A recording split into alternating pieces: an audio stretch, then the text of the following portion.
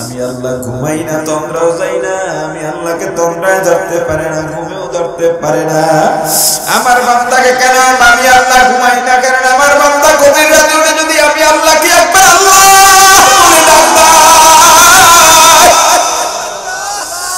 আর আমি আল্লাহ যদি ঘুমায়া থাকি,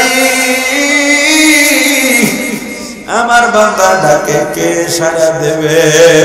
কিন্তু আমি আল্লাহ গভীর রাতে উঠে আমার বান্দার অপেক্ষায় রইলাম। প্রথম আসমানে নেমে আইলাম, আমার বান্দাকে ডাকলাম, আয় বান্দা তোর কি লাগবে আমার কাছে বল। দুনিয়ার সবাই ধোঁকাবাজ, মায়ের কাছে চাইয়া লাভ নাই, মাও ধোঁকা দেয়, বাবার কাছে চাইয়া লাভ নাই, বাবাও ধোঁকা দেয়, ভাইয়ের কাছে চাইয়া লাভ নাই, ভাইও ধোঁকা দেয়, নেতা ধোঁকা দেয়, পীরেও ধোঁকা দেয়। আমি আল্লাহ খালি হাতে ফিরাবো না, বান্দা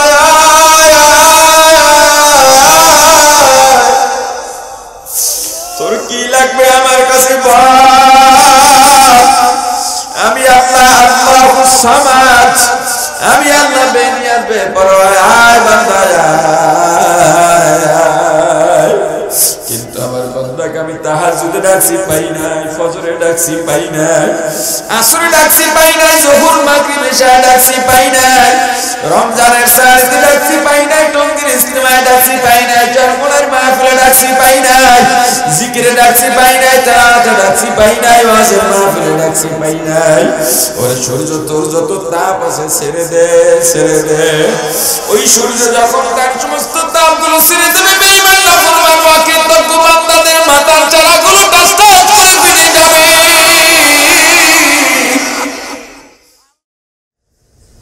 বাদশা হারুন রশিদ রহমতুল্লাহ আলাইহির জামানায় একজন আল্লাহওয়ালা ছিলেন, আল্লাহর ওলি ছিলেন, সুলাইমান রহমতুল্লাহ আলাইহি। সুলাইমান রহমতুল্লাহ আলাইহি একদিন রাজ দরবারে গিয়ে হাঁক ছাড়লেন, বাদশা কোথায়? হুজুরের হাতে এক গ্লাস পানি ছিল। বাদশা হারুন রশিদ দৌড়ে এলেন, হুজুর কি খেদমত করতে পারি? হুজুর প্রশ্ন করলেন, বলো এক গ্লাস পানির দাম কত? বাদশা এসে দিলেন যে হুজুর এটা কি বলেন, পানির কোনো দাম আছে নাকি? পৃথিবীতে সবচেয়ে সহজ হলো পানি, বিনামূল্যে যেটা পাওয়া যায় সেটা কি বলেন? পানি কি টাকা দিয়ে কেনা লাগে? আমরা যারা কিনে খাই এটা ফুটানি আর কি, কিন্তু পানি তো আসলে টাকা দিয়ে কেনা লাগে না, যে কোনো জায়গায় চাইলেই পানি পাওয়া যায়। আপনার কত গ্যালন লাগবে, কত টন পানি লাগবে? সাগরকে সাগর পানি, পুকুর ভর্তি পানি, নদী ভর্তি পানি, পানির হুজুর কোনো দাম নেই। এক গ্লাস পানির দাম সেখানে তো উল্লেখ করার কিছুই নেই। হুজুর বললেন, ঠিক আছে তাহলে আমাকে বলো, তুমি এমন একটা জায়গায় চলে গেছো যেখানে কোনো ঘর বাড়ি নেই, যেহেতু ওই জমানাটা মরুভূমি বেশি ছিল, মরুভূমি, রোদ, নিচে বালু, বালু উত্তপ্ত, 4 দিন পর্যন্ত পানি পাও না, 5 দিন পর্যন্ত এক ফোঁটা পানিও পাও নাই। ওই সময় যদি তোমাকে আমি এক গ্লাস পানি নিয়ে দিই, তখন তুমি আমাকে কি দেবা? বাদশা হারুন রশিদ বলেন, হুজুর রমজানের সাহারিতে 2-3 জগ পানি খেয়ে ফেলি, কারণ সারাদিন পানি ছাড়া থাকতে হবে। এরপরও আসরের সময় হাঁপিয়ে উঠি, দুর্বল হয়ে যাই, বিছানায় শুয়ে পড়ি, ইফতারির সময় মনে হয় সব একা খেয়ে ফেলবো, কিন্তু এক গ্লাস পানি বা শরবত পান করার পরে আর কোনো চাহিদাই থাকে না।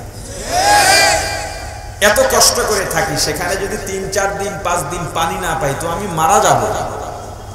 এরপরও যদি আমি মারা না যাই, আর ওই সময় আপনি যদি আমাকে এক গ্লাস পানি দেন, আর ওই পানির বদৌলতে আল্লাহ আমাকে আবার বাঁচিয়ে তোলেন, তো আমার রাজ্যের অর্ধেক আপনাকে দিয়ে দেব। হুজুর বলেন, একটু আগে বললা 1 পয়সা দামও নাই, অথচ এক গ্লাস পানিতে মুহূর্তেই রাজ্যের অর্ধেক শেষ। এবার বলো, পানি যে পান করবা এটা কি ভেতরে রাখতে পারবা? বলে না। কি হবে? প্রসাবের সাথে বের হয়ে যাবে। এবার বলো, তুমি এমন জায়গায় গেছো যেখানে প্রসাবখানা নাই, অথবা তোমার প্রসাবের দরজা বন্ধ হয়ে গেছে, রাস্তা বন্ধ হয়ে গেছে, প্রসাব করতে পারতেছো না, 3-4 দিন তুমি প্রসাব করতে পারতেছো না। ওই সময় যদি আমি তোমার চিকিৎসা করে প্রসাবটা বের করার ব্যবস্থা করি, অর্থাৎ যেই পানিটা তুমি ভিতরে ঢুকিয়েছ ওই পানিটা যদি বের করার ব্যবস্থা করে দিই, তখন কি দেবা? বলে, হুজুর এটা আর মারাত্মক কথা বললেন।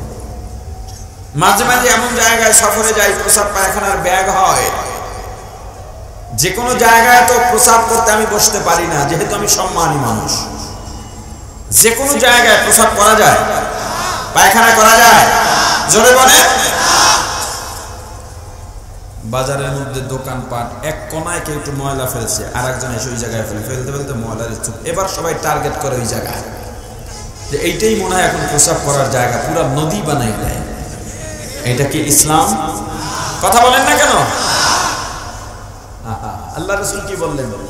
বলেন নবী সাল্লাল্লাহু আলাইহি ওয়াসাল্লাম, আত-তুহুরু শাতরুল ঈমান। পবিত্রতা, আমার সাথে আপনাদের কথা বলতে হবে, না তো আমি বয়ান করতে পারবো। পবিত্রতা, কিন্তু কোথায় আপনার পবিত্রতা? আপনি আজকে ভারতীয় মতো, ওরা তো জঙ্গলে আগে, এখনো ওদের মিছিল করতে হয়, রাস্তাঘাটে হাঁকবো না, ঘু খাবো না।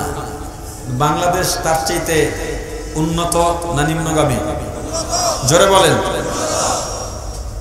আপনি দোকানের পাশে কেন প্রসাব করবেন?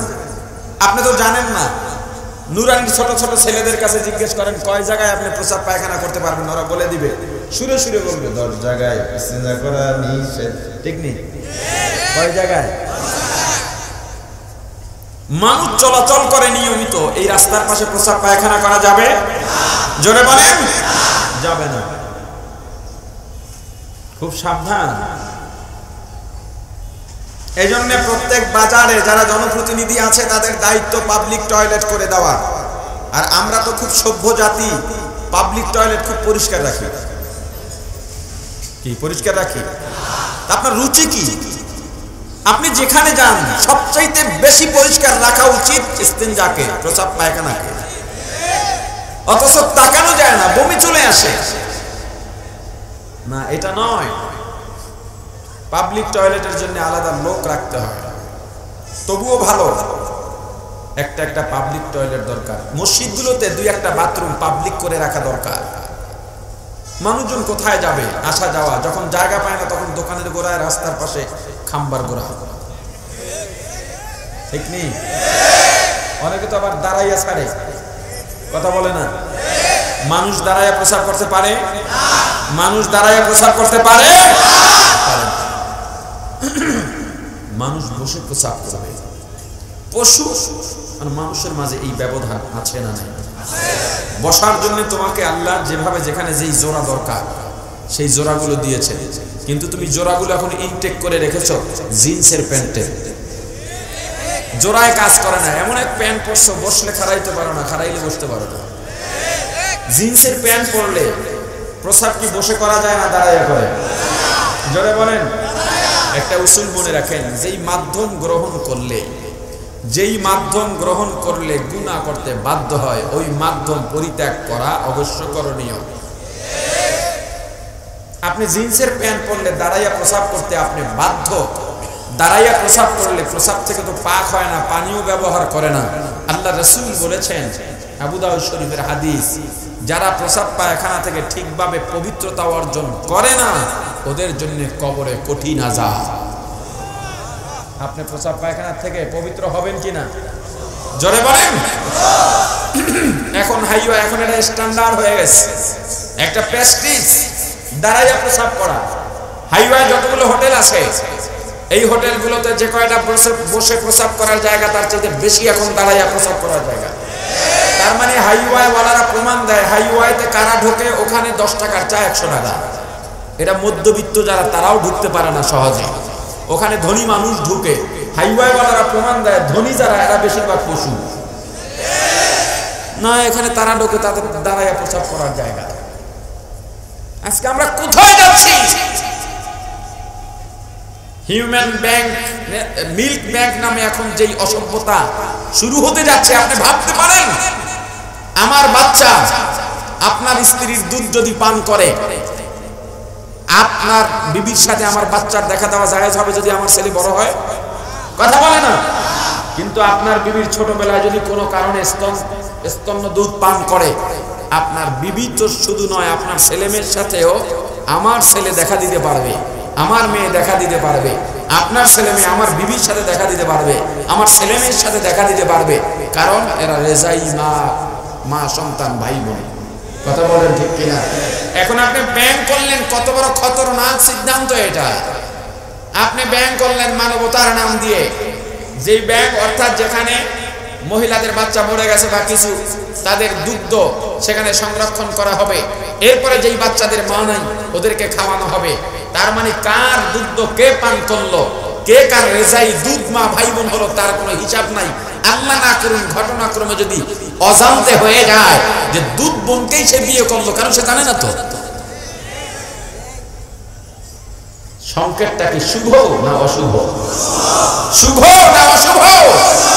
আজকে গুনার পথ সহজ হয়ে গেছে, নেকের পথ সংকীর্ণ হয়ে গেছে, অন্যায় করার পথ সহজ হয়ে গেছে, ভালো কাজের পথগুলো সংকীর্ণ হয়ে যাচ্ছে। দাঁড়াইয়া প্রসাব করে। আমি মাদক দিতে এক পাম্পে ঢুকলাম, নামাজ পড়বো, গ্যাসও নিব, নামাজও পড়বো। ঢুকে দেখি 3টা প্রসাব করার জায়গা, 2টা দাঁড়ানো, 1টা বসা। অথচ পাশে এক মসজিদ আছে, মাদ্রাসা একবারে সাথে। আজীব লাগলো। মানুষকে আমরা পশু বানাচ্ছি পরিকল্পিত ভাবে। দাঁড়াইয়া প্রসাব করা মানুষের খাসলাত না পশুর খাসলাত? আল্লাহ রাসূল সাল্লাল্লাহু আলাইহি সাল্লাম যখন প্রসাব করতে বসতেন মনে হতো নতুন বধূ। নবীজি জড়সড় হয়ে ইস্তেঞ্জায় বসতেন, পা হাঁটু চেহারা সবকিছু ঢেকে। এটা লজ্জার ব্যাপার। যে কোনো জায়গায় যে কোনো সময় বসা যায় না, করা যায় না, যায় নাকি? জোরে বলেন। এই জিন্সের প্যান্ট যাদের আছে পরিত্যাগ করো। অন্য প্যান্ট দিয়ে তো তোমার চলে, আর জিন্সের প্যান্ট পরলে খুব ভালো দেখায় আমার কাছে মনে হয় না, কেমন দাঁড়া দাঁড়া দিয়ে হাঁটে। এগুলো পরিত্যাগ করতে হবে, যেহেতু তুমি মুমিন, যেহেতু তুমি মুসলমান। ঠিক আছে? যে কোনো জায়গায় প্রসাব করা যাবে, যে কোনো জায়গায় পায়খানা করা যাবে। এবং পায়খানাগুলো অনেকে বলবো হুজুর আপনি কি পায়খানা রস করতেছে?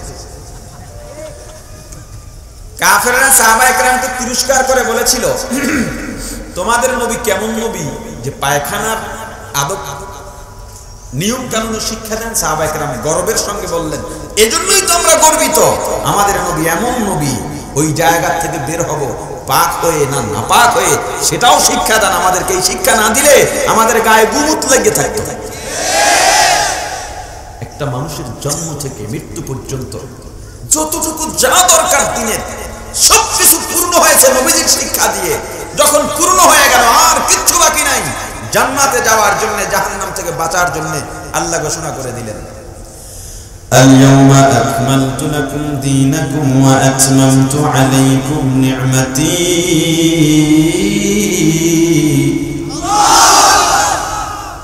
وأتممت عليكم نعمتي ورضيت لكم الإسلام دينا।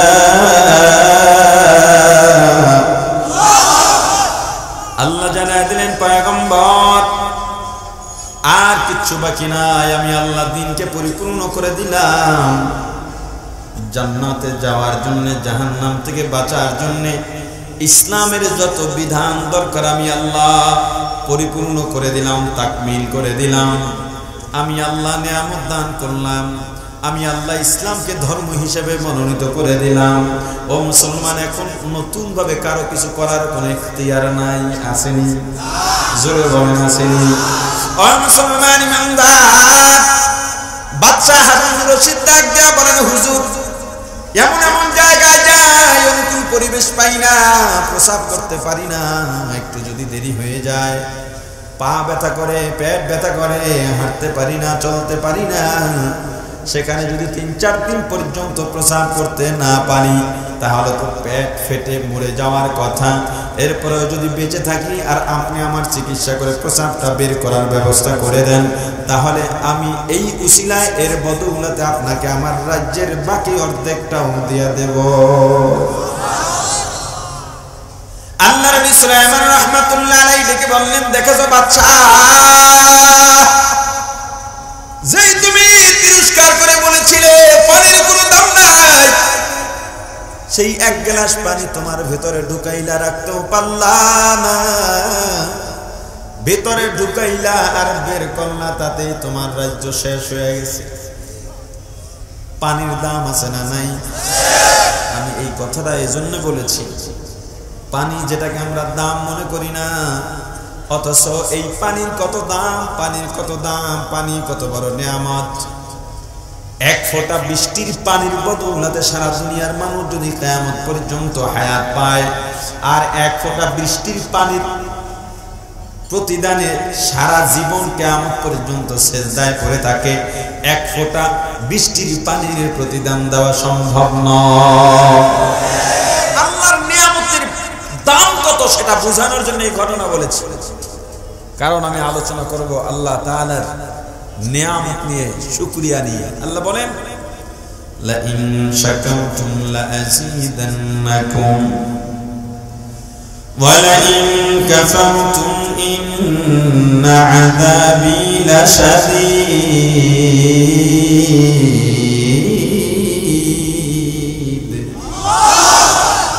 আল্লাহ শর্ত দিয়েছেন, লা ইন শাকারতুম, যদি তোমরা নিয়ামতের শুকরিয়া আদায় করো, যদি তোমরা নিয়ামতের পাওয়ার পর কৃতজ্ঞ হও, আমি আল্লাহ লা আযীদান্নাকুম, তোমাদের নিয়ামত আরো বেশি বেশি বাড়িয়ে দেব।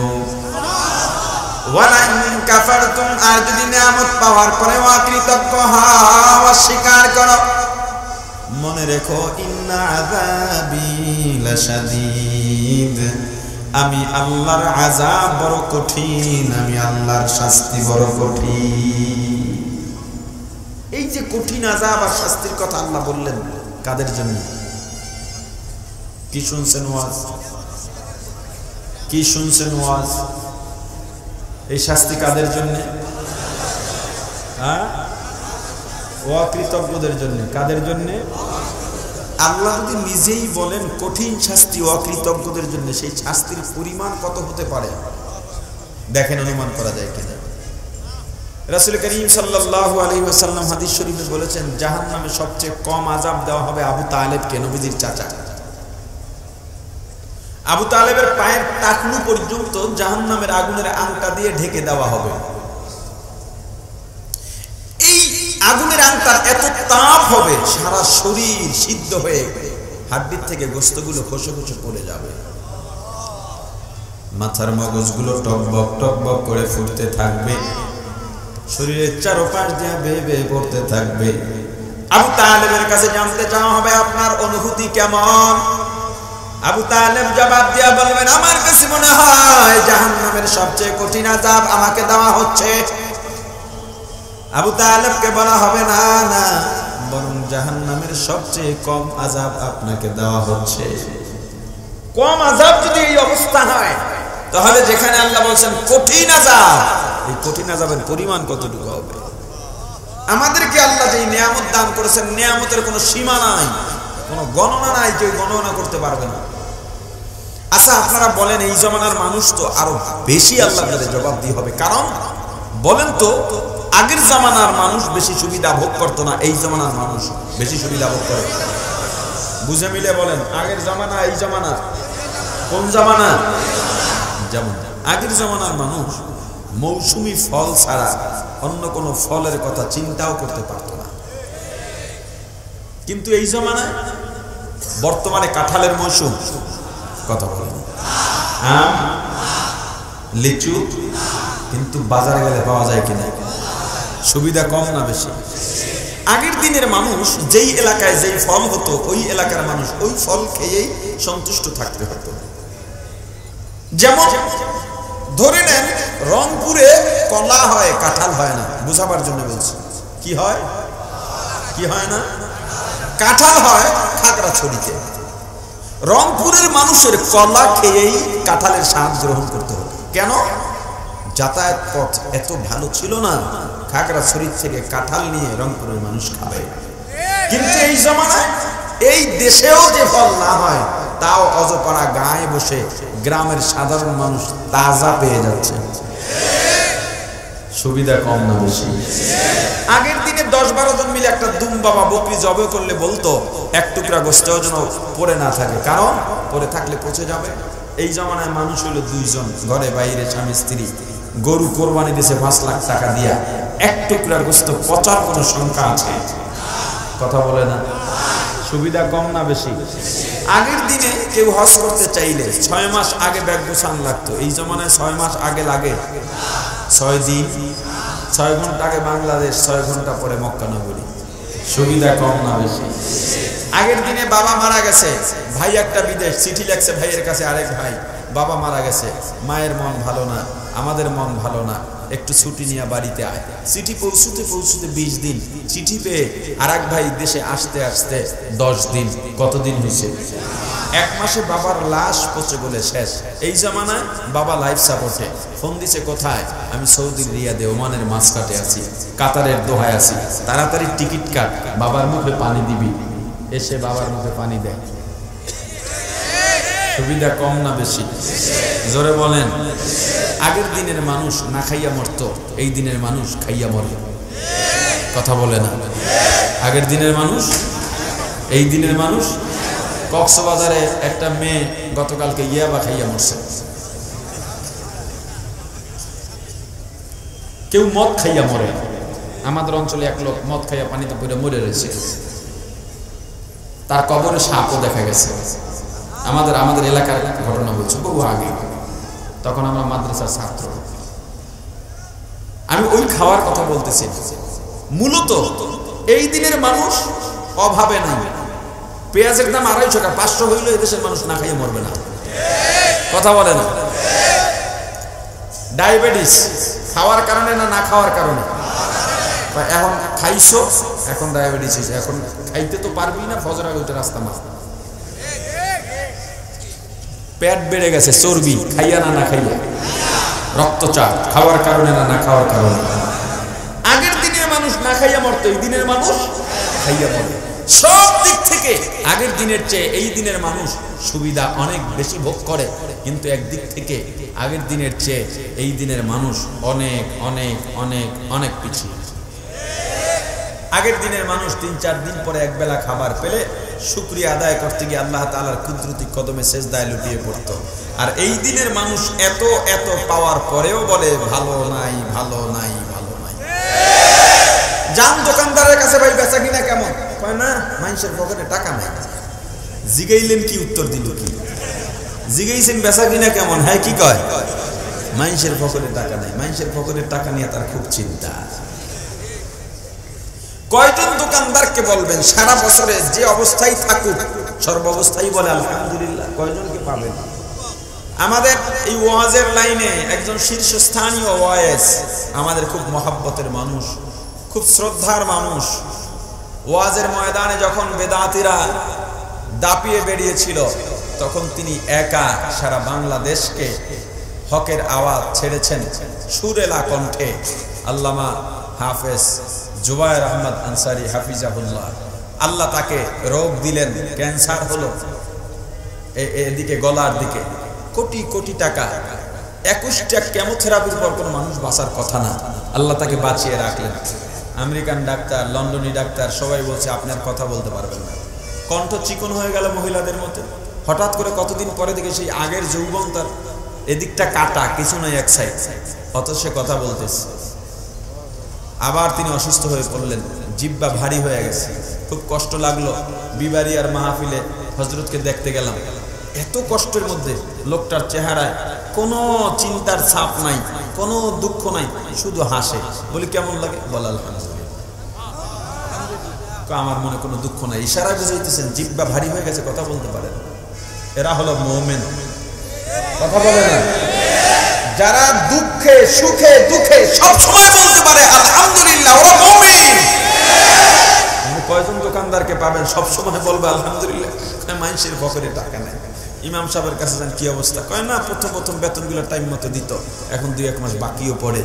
এরপরে এরা কথা শুনে না, এগো কথা মতো আমাদের চালাইতে চায়। কমিটির জিগান কি অবস্থা? কয় হুজুরটা প্রথম কয়েক বাজার ভালো ছিল, এখন তো আর ওইরকম ভালো মনে হয় না, পাল্টান লাগবে।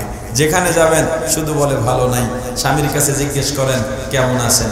কয় আর কি ভাই, কলিজাটা নাই, ঘরে ঢুকতেই পারি না, জ্বালাইয়া শেষ করে ফেলেছে। আমার দরদ একটুও বুঝলো না।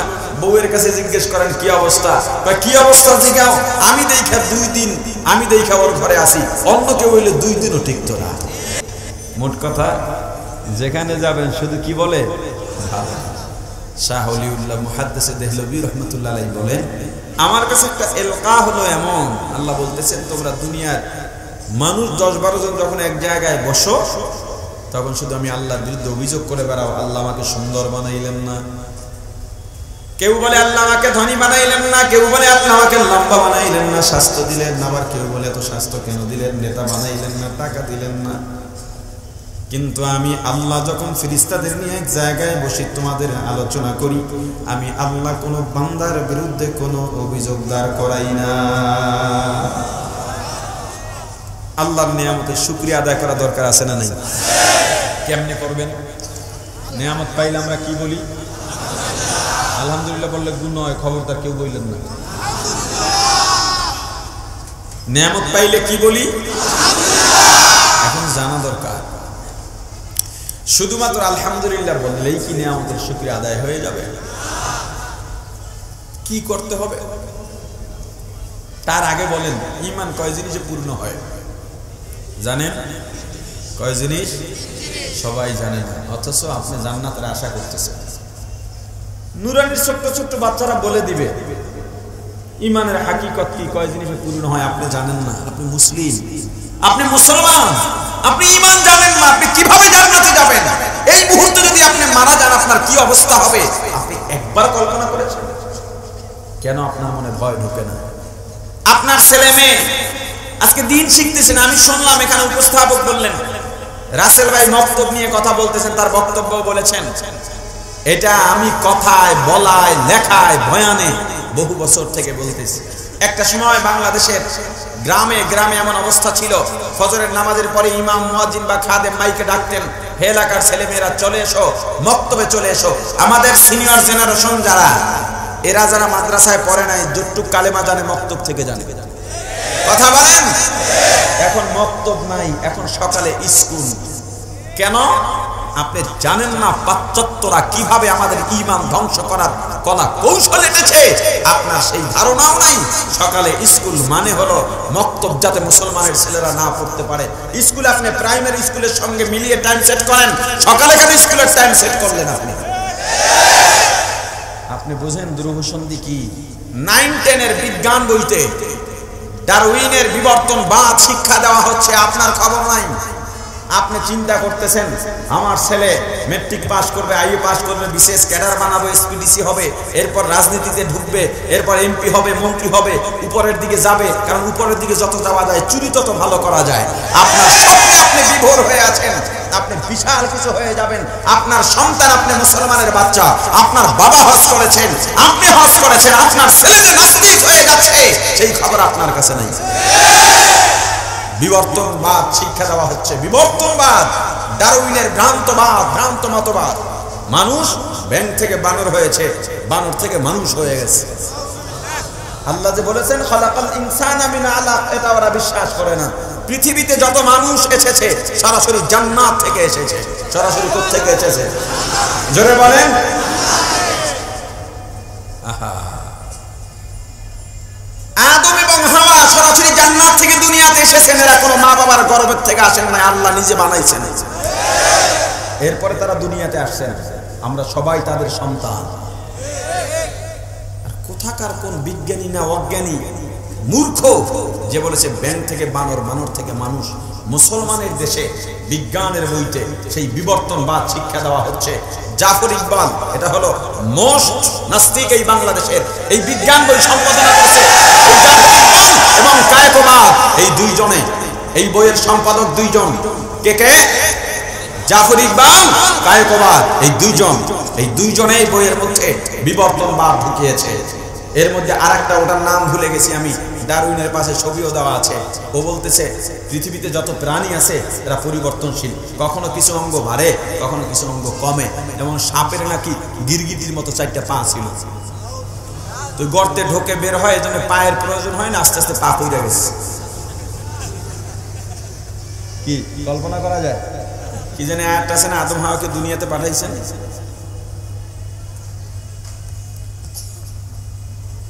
আয়াতটা কি জানি না, দুনিয়াতে যে পাঠায়া দিলেন, কুল্লাহ বিতু মিনহা জামিয়া, আমি আল্লাহ বলতেছি তোমরা দুনিয়াতে যাও, জান্নাতের মানুষ। ইহবিতু আরবিতে আপনার বাংলায় পড়ি 1 বছর, এরপরে কি বহু বছর, আর আরবিতে হলো 1 বছর 2 বছর এরপরে বহু বছর। তো জান্নাত থেকে আসছে কয়জন? কে কে? আদম আর হাওয়া। তো আরবি হিসেবে বলা দরকার ছিল ইহবিত, তোমরা দুইজন বের হয়ে যাও, কিন্তু আল্লাহ কি বললেন? ইহবিতু বহু বছর। মুফাসসিরিনে কেরাম বলেন আসলে একজন না, আদম হাওয়া থেকে দুনিয়াতে যত আসবে সবাইকে আল্লাহ উল্লেখ করেছেন কিয়ামত পর্যন্ত। এজন্যই আল্লাহ বহু বছর উল্লেখ করেছেন। তোমরা আসছো জান্নাত থেকে, ব্যাং থেকে নয়, বানর থেকে নয়। যাদের মগজে ব্যাং আর বানর ঢুকে আছে, পশুত্ব ঢুকে আছে, ওরা তো পশু থেকেই মানুষের জন্ম খুঁজে বেড়াবে। আমরা জানি এই রাসেল ভাইদের মতো বাংলাদেশের বহু জনপ্রতিনিধি, প্রশাসনের ঊর্ধ্বতন কর্মকর্তাদের সঙ্গে আমার খুব ভালো সম্পর্ক। আমি যার সাথে দেখা হয় আমি তার কাছে অনুরোধ করি, শায়েখে চরমনায় সেদিন সেতু মন্ত্রীর সঙ্গে সরাসরি ফোনে কথা বলেছেন ফেনীতে বসে, যে আপনারা এটা দেখেন, যে আপনাদের থেকেই শুনেছি প্রধানমন্ত্রী তাহাজ্জুদ পড়েন, তার মানে সে একজন পাক্কা আস্তিক। যেই দেশের প্রধানমন্ত্রী আস্তিক হয়, নামাজ পড়েন, তেলাওয়াত করেন, সেই দেশের শিক্ষা কারিকুলামে কোনোদিন বিবর্তনবাদ, নাস্তিক্য শিক্ষা থাকতে পারে না। আচ্ছা, মনে করেন ওদের কথা অনুযায়ী এটা ব্যাংক, ব্যাংকটা কি হয়ে গেছে? এইটা ব্যাংক ছিল, এইটাই কি হয়ে গেছে?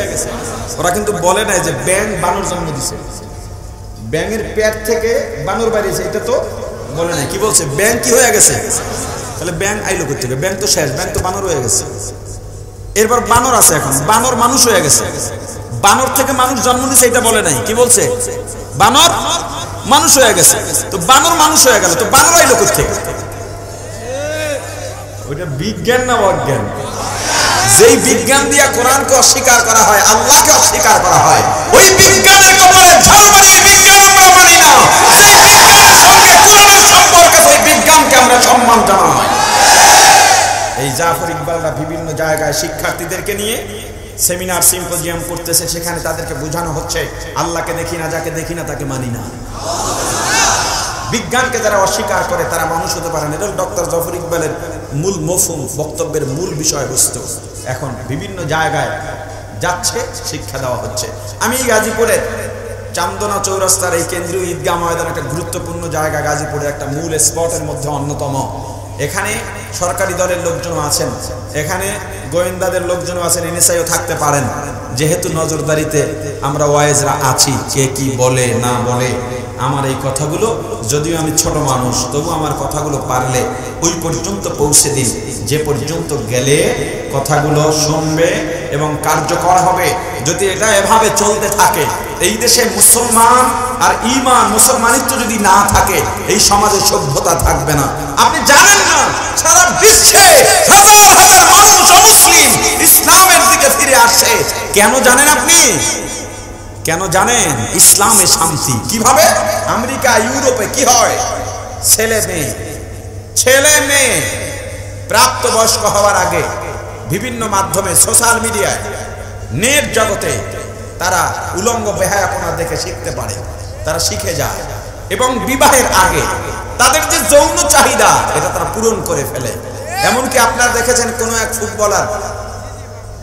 এক ফুটবলার বাচ্চা জন্ম দিছে, এরপর বিয়ে করছে। বিয়ের আগে একজন নারী একজন পুরুষের প্রতি যে আকর্ষণ, এটা বিশাল এক ব্যাপার।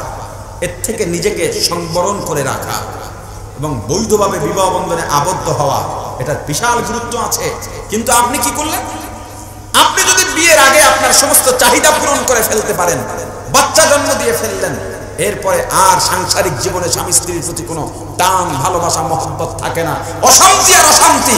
ইসলাম সেখানে বিপরীত। ইউরোপ আমেরিকার লোকেরা দেখতেছে মুসলমানের সাংসারিক জীবন দিয়ে শান্তি শুরু হয়, আর আমাদের সাংসারিক জীবন দিয়ে অশান্তি শুরু হয়।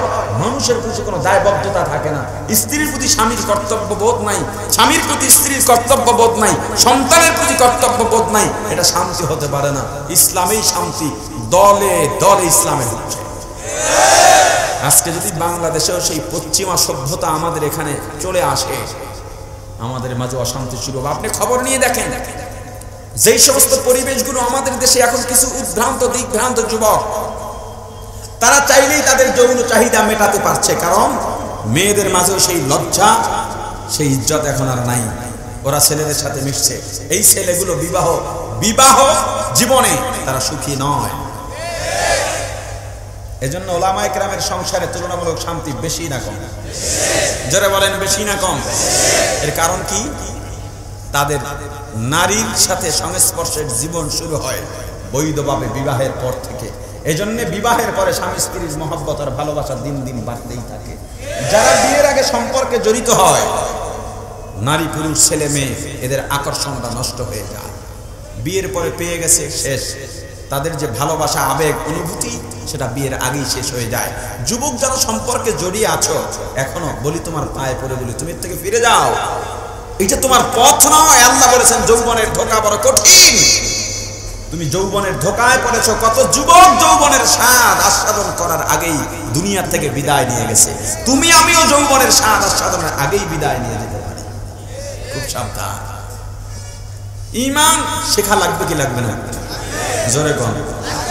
ঈমান 3 জিনিসে পরিপূর্ণ হয়। কয় জিনিস? মাহফিল আমি শুধু মাহফিলের জন্য করি না, এটা শেখার জায়গা। কেমন জায়গা? মাহফিল থেকে শিখবেন, এরপরে আমল করাবেন। অনেকে বলে, হুজুর সেদিন বয়ান করছেন, তৃপ্তি মেটে নাই। আমার ভোকরার হুজুরে কইতেছে, হুজুর আমার অনেক কম বয়ান করছেন, তৃপ্তি মেটে নাই। আমি মাহফিলে বলি, বয়ান দিয়া তৃপ্তি কেন মিটাইতে চান? বয়ান তৃপ্তির জায়গা নয়, বয়ান শেখার জায়গা। বয়ান তো মাহামূল বেশি। বয়ান শুনে তৃপ্তি মিটাবার চিন্তা করবেন না, আপনি আমল করে তৃপ্তি মিটান। তেলাওয়াত করে তৃপ্তি মিটান, জিকির করে তৃপ্তি মিটান, নামাজ পড়ে তৃপ্তি মিটান। নামাজের মধ্যে একটা তৃপ্তি আমি প্রমাণ দিয়া দিই। যারা নামাজ পড়েন না, নিয়মিত নামাজ পড়েন না, আমার একটা কথা শুনেন। একদল মানুষ এখানে এখন আসেন যারা আজকে ফজর পড়েন নাই, জোহর পড়েন নাই, আসর পড়েন নাই, মাগরিব পড়েন নাই, এশাও পড়েন নাই, পড়ারও নিয়ত নাই, ফজরও পড়ার নিয়ত নাই। আছে না? এরকম মানুষদের মধ্যে থেকে 2-1 মানুষ, আপনাকে আমি বিশেষ করে বলি, খাস করে বলি, আজকে আপনি বাসায় গিয়ে আপনি এশার নামাজ পড়বেন এবং ফজরের নামাজ জামাতের সাথে মসজিদে গিয়ে পড়বেন, জোহরও জামাতে পড়বেন, আসরও পড়বেন, মাগরিবও পড়বেন, এশাও পড়বেন। এরপরে বাসায় গিয়ে আপনি একটা সারাদিনের পর্যালোচনা করবেন। আজকে আমি 5 ওয়াক্ত নামাজ জামাতের সঙ্গে আদায় করলাম। এটা মনে হওয়ার পরে যদি অন্তরে শান্তি না লাগে, স্বস্তি না লাগে, আমার কাছে একটা চিঠি লিখবেন। হুজুর আপনি যে বলছিলেন স্বস্তি না, আমি তো 5 ওয়াক্ত নামাজ পড়ে স্বস্তি পাই নাই। আমি আপনার কাছে ফোন দিয়া ক্ষমা চাইবো ভাই, আমি আসলে ভুল করেছিলাম। আর যদি দেখেন স্বস্তি লাগে, বড় আনন্দ লাগে, তাহলে আর নামাজ জীবনে ছাড়বেন না। এখানে অনেক মানুষ আছেন নিয়মিত নামাজ পড়েন, কিন্তু এশা এখনো পড়তে পারেন নাই। বয়ানের পরে এশা পড়বেন, এমন কিছু মানুষ আছেন না নাই? কারা কারা আছেন হাতে জানতো যে এশা এখন পড়তে পারি নাই, বয়ানের পরে পড়লেন? ওই হাত এই কটাকা সবাই পড়ছে নামাজ, মাশাআল্লাহ, হাত নামাজ। তো আপনারা একটু বলেন তো, এই যে এশা পড়েন নাই, একটা অশান্তি না ভিতরে? নামাজটা পড়ে বসতাম, কত ভালো লাগতো। এই বয়ানের মধ্যে কিছুক্ষণ পরপরই কে জানি এটা খুঁজে দেয়, এই নামাজ পড়ি নাই কিন্তু। কথা বলে না? আর যারা নামাজ পড়ে বসেছেন, মনের মধ্যে একটা শান্তি আছে না নাই? নামাজ পড়ে ফেলাইছে। কথা বলেন? আপনি তৃপ্তি মিটাইতে চান, আমন দিয়া তৃপ্তি মিটান। যারা নিয়মিত তিলাওয়াত করে, একদিন যদি তিলাওয়াত না হয়, মনে আর ভালো লাগে না, মন খারাপ, সবাই আমাকে ভুল বুঝতেছে, শত্রুর কোনো অভাব নাই। আপনি বাসায় গিয়ে নিরিবিলি সুন্দরভাবে উযু বানাইয়া কয়েক পৃষ্ঠা তেলাওয়াত করেন, দেখবেন শান্তি আর শান্তি, শান্তি আর শান্তি। বুঝবেন কেমনে? তেলাওয়াত আপনি করেন না। আর মুসলমান ইমানদার, ঈমান 3 জিনিসে পরিপূর্ণ হয়। কয় জিনিস? জোরে বলেন। মুখস্থ করবেন, সবাই বলেন কয় জিনিস? আর জোরে বলেন কয় জিনিস? 1 নম্বরে ইকরার বিল লিসান, 2 নম্বরে তাসদীক বিল জিনান, 3 নম্বরে আমাল বিল আরকান। 1 নম্বরে ভিতরে মুখে স্বীকার করা, 2 নম্বরে মুখে যা বলবো অন্তরে তা বিশ্বাস করা। মুখে এক অন্তরে আর এক, এটা নেফাকির লক্ষণ। মুখে যেটা বলবো অন্তরে সেটা বিশ্বাস করো। মুখে বললাম সেটা আমার অন্তরে আছে কিনা প্রমাণ দেওয়ার জন্যে 3 নম্বরে কাজে পরিণত করা লাগবে। মুখে যেটা বললাম কাজেও সেটা বলতে হবে। আমি নিয়ামতের শুকরিয়া আদায় করলাম আলহামদুলিল্লাহ, আমি শুধু মুখে বললাম, সমস্ত প্রশংসা আল্লাহর জন্যে। আমি যেটা মুখে বললাম সেটা অন্তরে আছে কিনা আমি আর আমার আল্লাহ জানি। যদি প্রমাণ দিতে চাও, তুমি যদি খাঁটি মুমিন ঈমানদার হয়ে থাকো, তাহলে কাজেও পরিণত করা লাগবে। এবার আপনি বলবেন নিয়ামতের শুকরিয়া কাজে আমার পরিণত করে কেমনে? ইমাম তিরমিজি রাহমাতুল্লাহ আলাইহি নিয়ামতের শুকরিয়া কিভাবে আদায় করতে হয় শিখিয়ে দিয়েছেন। ইমাম তিরমিজি বলেন, আল্লাহ রাব্বুল আলামিন দুনিয়ার মধ্যে মানুষ পাঠিয়েছেন একটা উদ্দেশ্য করে নাকি বিনা উদ্দেশ্যে? আওয়াজ দিয়া বলেন, উদ্দেশ্যে না বিনা উদ্দেশ্যে? কি উদ্দেশ্যে আল্লাহ পাঠিয়েছেন আল্লাহ জানিয়ে দিলেন, وَمَا خَلَقْتُ الْجِنَّ وَالْإِنسَ إِلَّا لِيَعْبُدُونَ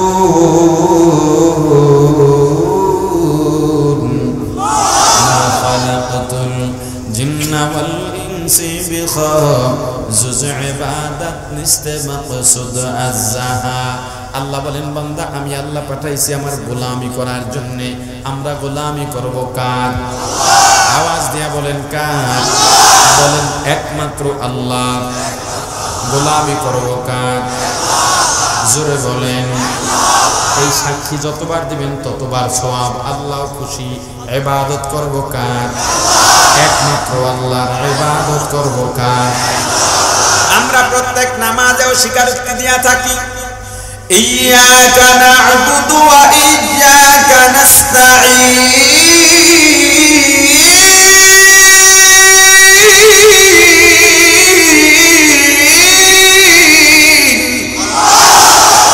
আল্লাহ আমরা তোমারই ইবাদত করি, একমাত্র তোমার গোলাম। ওয়া ইয়্যাকা নাস্তাঈন, এবং তোমার কাছেই সাহায্য চাই, কারণ তুমি একমাত্র দাতা। একমাত্র দাতাকে, একমাত্র মাবুদকে, একমাত্র দাতাকে, একমাত্র মাবুদকে। এর নামই হলো লা ইলাহা ইল্লাল্লাহ। আমরা ইবাদত করব কার? ভুলে গেছেন? বলেন একমাত্র আল্লাহ। আমরা গোলামি করব কার? জোরে বলেন। আমার নেতায় যদি কোনো হুকুম করে, আমার পীর যদি কোনো হুকুম করে, আমার মুরিদ আমার মুরব্বী যদি কোনো হুকুম করে, হুকুম যদি কোরআনের মতো হয় তাহলে মানব, যদি সুন্নাহর মতো না হয়, রাসূলের আদর্শ মতো না হয়, আল্লাহর সঙ্গে সাংঘর্ষিক হয়, মানা যাবে না। বাপে বললে, মায়ে বললে, বড় ভাই বললে, নেতায় বললে, প্রশাসন বললে, পীর বললে মানা যাবে। ও মুসলমান ইমানদার, আল্লামা ইমাম তিরমিজি রাহমাতুল্লাহ আলাইহি জানা দিলেন, দুনিয়ার মানুষ আল্লাহ একটা উদ্দেশ্য করে আমাদেরকে সৃষ্টি করেছেন। তদ্রূপ ভাবে আল্লাহ রাব্বুল আলামিন মানুষকে প্রত্যেকটা অঙ্গ প্রত্যঙ্গ, মাল দৌলত, জিনিসপত্র, মেধা, যোগ্যতা, শিক্ষা এক একটা উদ্দেশ্য করে দান করেছেন। সবার মেধা সবার যোগ্যতা কিন্তু পৃথিবীতে এক নয়। আমি যেটা পারি আপনি পারেন না, আপনি যেটা পারেন আমি পারি না। কোনো না কোনো কাজে প্রত্যেকে কারো না কারো কাছে ঠেকা। এটাই আল্লাহর বরত্ব। আল্লাহ বলেন, বান্দা তুমি সব পারবা না, কিন্তু আমি আল্লাহ আল্লাহুস সামাদ। বলেন বলেন আল্লাহুস সামাদ। আমি আল্লাহ বেনিয়াজ বেপরোয়া, আমি আল্লাহ কারো কাছে ঠেকা না। দুনিয়ার সবাই আমার কাছে ঠেকা, কারণ মানুষের অভাব আছে, আমি আল্লাহর কোনো অভাব না। দুনিয়ার সবার হাত খালি, আমি আল্লাহর হাত ভরা। যত নিবা যত নিবা যত নিবা কমবেই না। ইনি আল্লাহ। ইনি কে? পৃথিবীতে মাও ঠকায়, বাবাও ঠকায়, ভাইও ঠকায়, বোনও ঠকায়, স্ত্রীও ঠকায়, স্বামীও ঠকায়, ছেলে মেয়েও ঠকায়, নেতায় ঠকায়, পীরেও ঠকায়, কিন্তু এমন একজন আছেন যিনি কাউকে ঠকান না। তিনি কে? বলেন তিনি কে? আল্লাহ এক উদ্দেশ্য করে এক একজনকে আল্লাহ যা যা দান করেছেন উদ্দেশ্য করে যেমন, ও বান্দা তোমাকে আল্লাহ দুইটা পা দিয়েছে। এই পা কেন দিয়েছেন জানো? পা দিয়া হেঁটে হেঁটে ডাকাতি করতে যাইবা, চুরি করতে যাইবা, গুন্ডামি করতে যাইবা না, না। আল্লাহ তোমাকে পা দিয়েছেন তুমি অসুস্থ রোগী দেখতে যাইবা, দরকার হয় তোমার কাজের জন্য বাজারে যাওয়া লাগে, মসজিদে আজান হলে মসজিদে যাওয়া লাগে, ওয়াজের দাওয়াত পাইলে ওয়াজে দাওয়াত যাওয়া লাগে, কোরআন শেখার জন্য মক্তব মাদ্রাসায় যাওয়া লাগে।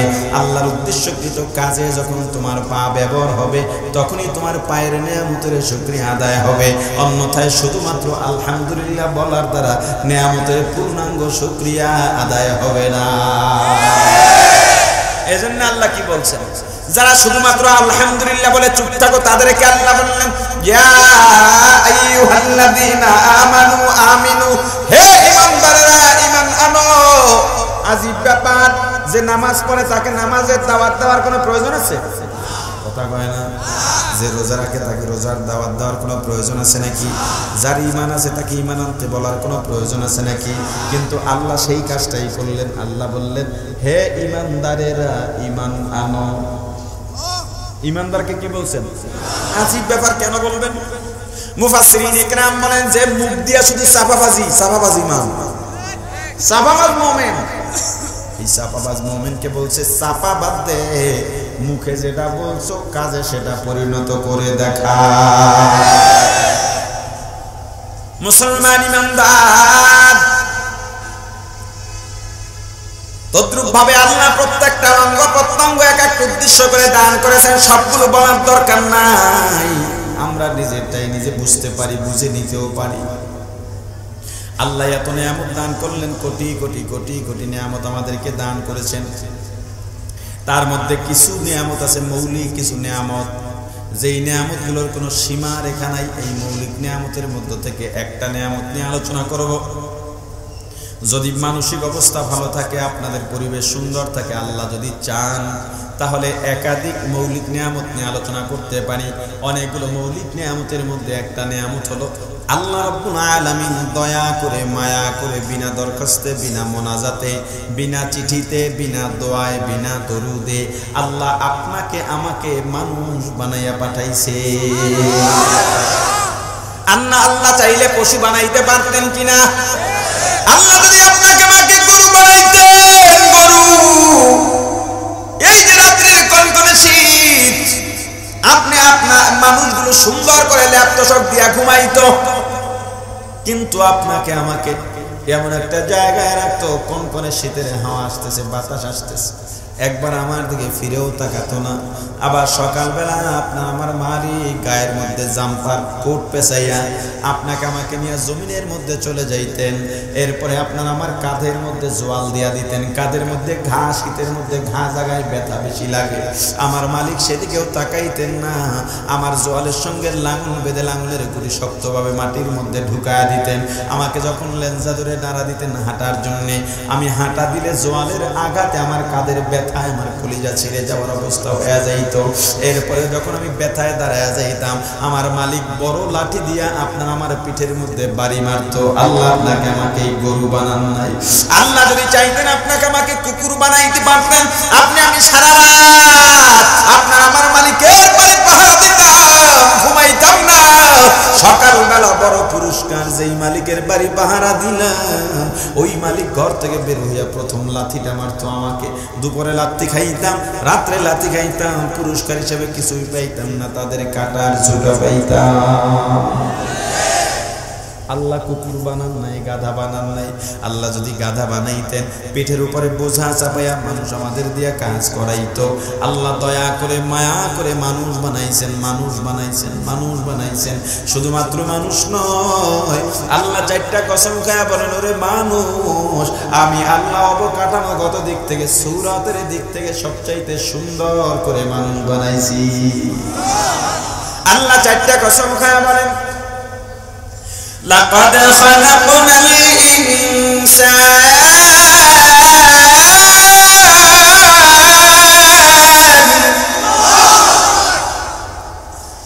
লাকাদ খালাকনাল ইনসানা ফি আহসানি তাকওয়ীম।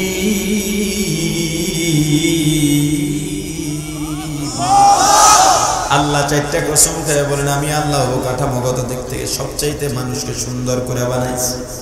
এত সুন্দরভাবে আমি আল্লাহর কাউকে বানাই নাই। ও মুসলমান ইমানদার আল্লাহর গোলাম, শুধু কি সুন্দর, ওয়ালাকাদ কাররামনা বানি আদম, আমি আল্লাহ বনি আদমকে বড় সম্মানী করে বানাইছি, সম্মানী করে বানাইছি।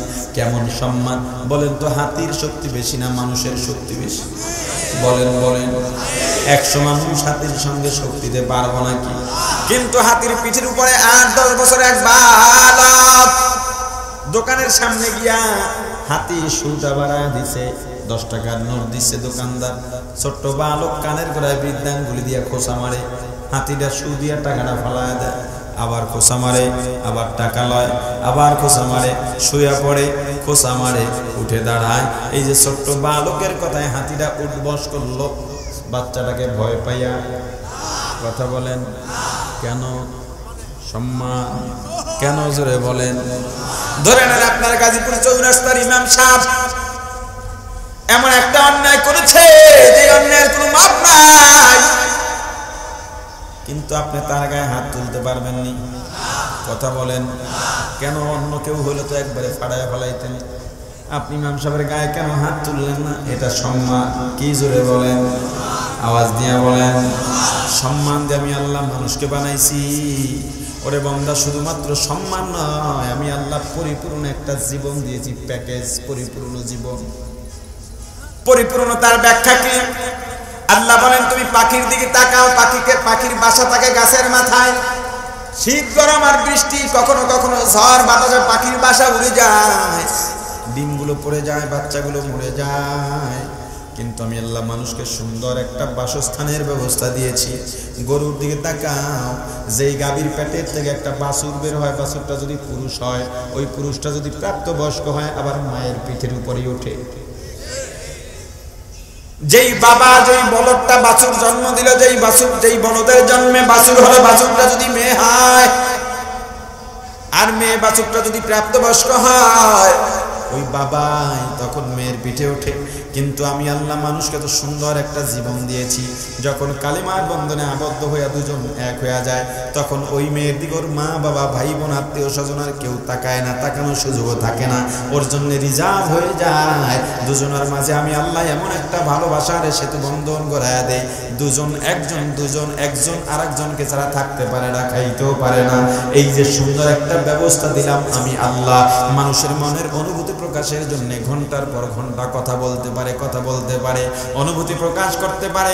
দুইটা গরুকে একত্রে কোনোদিন 2 ঘন্টা কথা বলতে দেখছেন? কথা বলেন।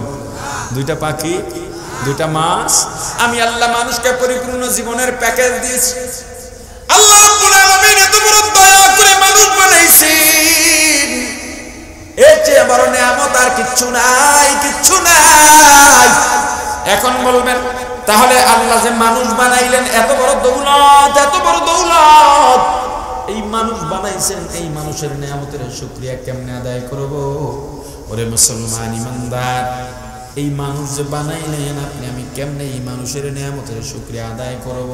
যদি এক কথায় বলি, আপনার আমার দ্বারা কখনো পশুর খাসলাত প্রকাশ পেতে পারবে না। আমার থেকে পশুর খাসলাত বেরিয়ে যায়, তাহলে আপনাকে আমাকে আল্লাহ মানুষ বানাইলেন কেন?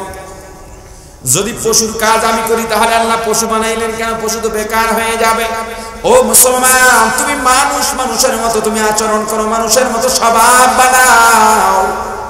আমাদের সমাজে একটা পশু আছে, ওকে যতই বুঝাবেন ও বুঝবে না। মানুষের বাড়ির কোনো জিনিস পাইলেই ক্ষেতের মধ্যে ধানের মধ্যে মুখ দেয়, ওকে ফেরানো যায় না। ওই পশুটার নাম হলো গরু। কি জোরে বলেন? তোমাকেও বারবার বলা হলো এটা করো না, এটা করো না, এটা করো না, তবুও তুমি সেই গুনাহ করে বেড়াও। বলো গরুর মধ্যে তোমার ব্যবধান কোথায়? আমাদের সমাজে আর একটা পশু আছে, তুলনামূলক ওর স্বজাতির মধ্যে যদি দুর্বল দেখতে পায়, দুর্বলটা কোনো অপরাধ করে নাই, এরপরে যদি দুর্বল পায় 1-2 মাইল দৌড়াইয়া হইল একটা কামড় দেয়, কি এটা জোরে কম? তোমারও টাকা হইছে, তোমার ক্ষমতা হইছে, তোমার সম্মান, এলাকার মধ্যে তুমি পদ পদবি পাইয়া মাতবর হয়ে গেছে, এলাকার মেম্বার, চেয়ারম্যান, মন্ত্রী, এমপি হয়ে গেল, তুমি শিক্ষিত মানুষ, সবাই তোমাকে সম্মান করে, তোমার জনপ্রিয়তা ভালো, তুমি কথা বলতে পারো ভালোভাবে, তোমাকে ছাড়া ওয়াজ মাহফিল চলে না, তোমাকে ছাড়া মসজিদ চলে না, তোমাকে ছাড়া কোনো অনুষ্ঠান চলে না। তুমি চিন্তা করলে আমি একজন বড় ওয়াইজ, আমি ছাড়া প্রধান বক্তা কাউকে বানাইতে পারে না, এই সুযোগে আমি যা মনে চাই তাই করব। তুমি এলাকার বড় মাতবর, তুমি চিন্তা করলে আমার নিম্নের যারা আছে, রিক্সাওয়ালা রিক্সায় উঠে ভাড়া চাইছে 10 টাকা ভাড়া, বলছে ভাই 2 টাকা বাড়ায় দেন, থাপ্পড় মাইরা কইলা যা ভাড়া 10 টাকাও দিব না। তুমি এই যে খাসপাটটা করলা, এইটা মানুষের না কুকুরের? জোরে বলেন। তুমি তো কুকুরের খাসলাতে হয়ে গেলা। বিনা কারণে দুর্বলের উপরে যারা হামলা চালায়, অত্যাচার করে, এগুলো কোনোদিন মানুষ হতে পারে না। আমাদের সমাজের একটা পশু আছে, ওকে সাবান দিয়া গোসল করাবেন, গায়ের মধ্যে দামি আতর লাগায় দিবেন, এরপরে গিয়া ময়লার মধ্যে গড়াগড়ি না করলে ভালো লাগে না, পায়খানা না খাইলে ভালো লাগে না। জানা থাকলে বলেন এই পশুটার নাম কি? কথা কয় না। আমাদের সমাজে একদল মানুষ আছে শুয়ার রূপী মানুষ রূপী শুয়ার, শুয়ারের খাসলাতের আপনি যতই বলবেন হারাম খাইও না, হারাম খাইও না, হারাম খাইও না, এরপরও হজে যায়, যাওয়ার আগে ব্যাংকের লোনের আবেদন করে যায়, হজ থেকে এসে লোনের টাকা নামাইয়া বিল্ডিং বানায়। জনমের খাওয়া খা, হজ করতে গেছে হাজি লেখা লাগবে না? নামের সাথে হাজি না থাকলে তো কেমন কেমন হয়, কথা বলে না। তো এক হাজি বারবার হজ করে, কিন্তু কেউ হাজি ডাকে না, বেচারার মনে খুব দুঃখ। হাজি ডাকে না, এত কষ্ট করে হজ করে। একদিন বাইতুল্লাহ থেকে, বাসা থেকে, হোটেল থেকে বাইতুল্লাহ যাইতেছে, তো পথিমধ্যে মনে করেন হয়তো কোনো পাগল মানুষ বা কোনো প্রাণী, কুকুর হতে পারে, উট, দুম্বা পায়খানা করে রাখছে। তো হাজি সাহেব অসতর্কতামূলক ওই পায়খানার উপরে পা দিয়ে হলেছে, পরে ফিসলাই পড়ে গেছে। এখন ওই কাফেলার মধ্যে তো একই নামের অনেক মানুষ থাকে, জিজ্ঞাসা করে অমুকে কই? কোন অমুক যে পায়খানার উপরে পাচার খাইছিল? এই পায়খানার উপরে পাচার খাইছিল। কইতে কইতে কইতে কইতে একটা সময় তার নাম হয়ে গেল গুইয়া হাজি। কি নাম হয়েছে? গুইয়া হাজি। একজন কয় হাজি সাহেব আমাদের মানুষে গুইয়া হাজি ডাকে, এই যে এত বড় অসম্মান, আপনি তো কিছুই বলেন না, এটা কোনো কথা হলো? থাম বেটা, গুইয়া বলুক আর মুখে হাজি বলুক, হাজি তো কয়। এত চেষ্টা করে আমি হজ করছি হাজি ডাকার লোকে, কেউ হাজি কয় না, অন্তত ওই গুর কারণে আমার হাজি কয়। ওই আগাটা কে আনছিল, ওরে পাইলে তো আমি নোবেল দিতাম। এই নামের পাগল একদল আছে না? আওয়াজ দিয়া বলেন আহা। হারাম, মানুষ হারামকে হারাম মনে করে না, সুদকে হারাম মনে করে না, গুনাহকে গুনাহই মনে করে না। খবরদার, তোমাকে আল্লাহ মানুষ বানায় পাঠাইছেন, তোমার আমার থেকে যেন কখনো পশুর খাসলত প্রকাশ না পায়। যদি তুমি আমি পশু হয়ে যাই, তাহলে জানো তুমি আমি জাহান্নাম। তোমার আমার একটা পরিচয় আল্লাহ দিয়েছেন। কি পরিচয় দিলেন? গরুকে আল্লাহ বুদ্ধি দেন নাই, গরুকে আল্লাহ অন্তর্চক্ষু দেন নাই, গরুকে আল্লাহ শোনার মতো কান দেন নাই, গরু বুঝে না। এই খাসলত যাদের মধ্যে থাকবে আল্লাহ তাদের একটা পরিচয় দিচ্ছে। কে দিচ্ছেন পরিচয়? জোরে বলেন, আল্লাহ বলেন ওয়ালাকাদ যারানা লিজাহান্নামা কাসীরাম মিনাল জিন্নি ওয়াল ইনসি লাহুম কুলুব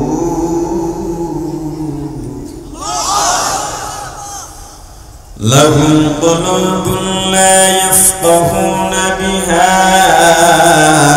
ولهم أعين لا يبصرون ولهم أعين لا يبصرون بها ولهم آذان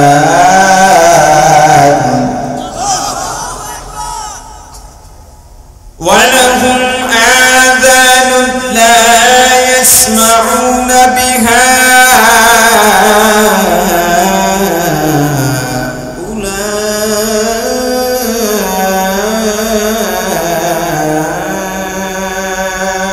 أولئك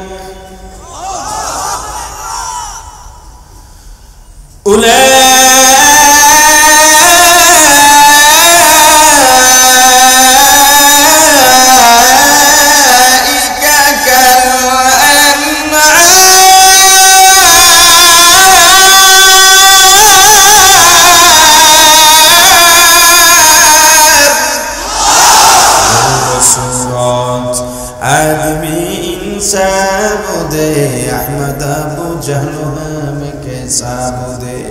ও মুসলমান ইমানদার, মানুষের মতো দেখলেই মানুষকে মানুষ বলা যায় না, মানুষের মতো কথা বলতে পারলেই মানুষকে মানুষ বলা যায় না, মানুষের মতো হাত পা থাকলেই মানুষকে মানুষ বলা যায় না, মানুষের মতো দেখলেই যদি মানুষকে মানুষ বলা যাইত। নবীজির চেহারা আবু জাহেলের চেহারা দেখতে প্রায় একই রকম ছিল। নবীজি যেই বংশের থেকে দুনিয়াতে আসছেন, আবু জাহেলও সেই বংশের থেকে দুনিয়াতে আসছে। নবীজির শরীরের মধ্যে যেই বংশের রক্ত, আবু জাহেলের শরীরের মধ্যেও একই বংশের রক্ত। নবীজি হলেন রহমাতুল্লিল আলামিন, সাইয়্যিদুল মুরসালিন, ইমামুল মুরসালিন।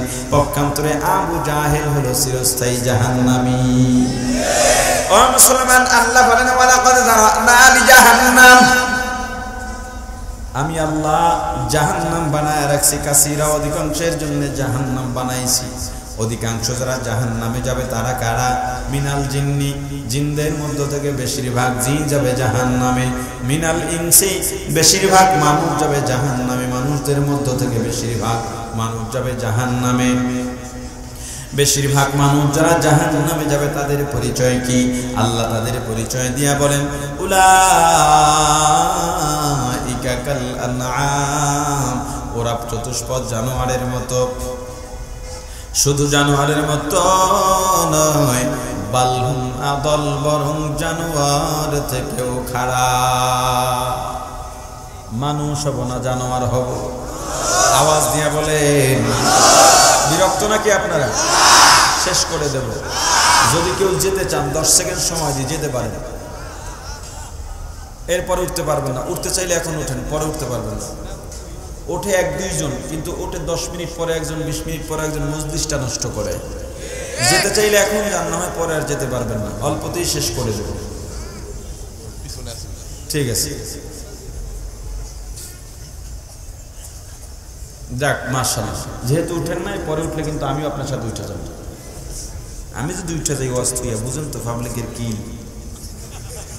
হ্যাঁ, নিয়ামত রাসেল বেটা চেয়ার নষ্ট করতে। আরেকটা নিয়ামতের কথা বলি, বলবেন মানুষ তো গেলে, এই মানুষ নিয়ে অনেক আলোচনা করা যায়, আর গেলাম না।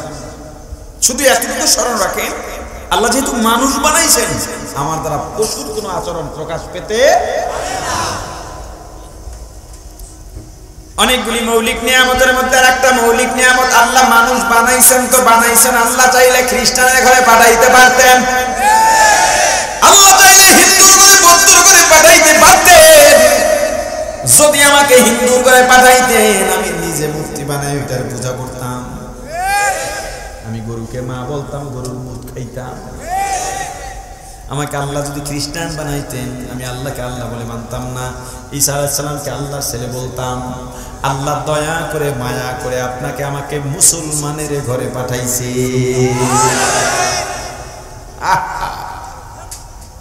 ইসলাম কত বড় দৌলত!